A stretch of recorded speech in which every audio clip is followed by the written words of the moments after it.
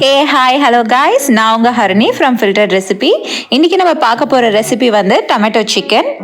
இது ஒரு ரொம்ப அல்டிமேட்டான ரெசிபி, ரொம்ப ஈஸி பண்ணுறதுக்கு, ரொம்ப டேஸ்டியாக இருக்கும். உங்களுக்கு நான் அது ரொம்ப கேரண்டி கொடுக்குறேன். இதில் வந்து கொஞ்சம் சோயா சாஸ் மாதிரி ஸ்வீட் சாஸஸ் இருக்கும், but trust me it will be a spicy dish. So let's get started. So பவுலில் வந்து கொஞ்சம் சிக்கன் எடுத்திருக்கேன் ஸ்லிட் பண்ணி. அது கூட வந்து ஒரு 3 டேபிள் ஸ்பூன் பெரிய table spoon ginger garlic paste, கொஞ்சம் உப்பு ஆட் பண்ணிக்கிறேன். அப்புறம் கொஞ்சம் லெமன் ஜூஸ்.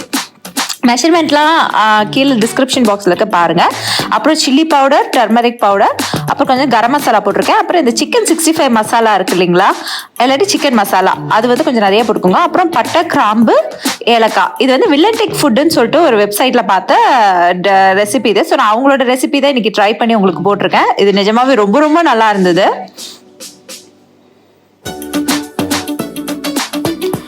ஸோ இது மாதிரி நல்லா ஸ்ப்ளிட் பண்ணுறதுனால மசாலாலாம் உள்ளே நல்லா இறங்கும். ஸோ இதை நம்ம வந்து கொஞ்சம் நேரம் மேரினேட் பண்ண போகிறோம், ஒரு 1/2 அன் ஹவருக்கு.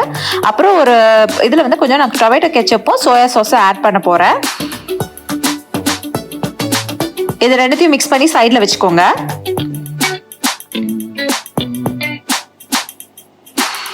இது கூட வந்து நான் சும்மா ஒரு சிட்டிக்கை வந்து சுகர் சேர்த்துருக்கேன். அப்புறம் ஒரு நல்லெண்ணெய் வந்து நல்லா காய வச்சுக்கோங்க. காய வச்சுட்டு இந்த ஊற வச்ச சிக்கனையும் சேர்த்து அதில் போட்டுருங்க. போட்டுட்டு கொஞ்சம் லைட்டாக அந்த ப்ரௌனாக நல்லா ஃப்ரை ஆகட்டும். அது வரைக்கும் இதை நம்ம குக் பண்ண போகிறோம். நல்லா ரோஸ்ட் ஆகணும்.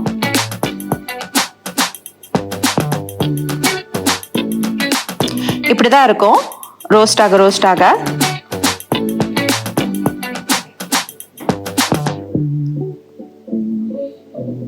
ஸோ கொஞ்சம் நல்லா குக் ஆகி அங்கே பாருங்கள், நல்லா ப்ரௌனாக ரோஸ்ட் ஆகிருக்கா. இந்த ஸ்டேஜில் வந்து அந்த டொமேட்டோ கெச்சப்பும் சாஸும் சோயா சாஸ் மிக்ஸ் அதையும் ஊற்றி நல்லா கொதிக்க விடுறோம்.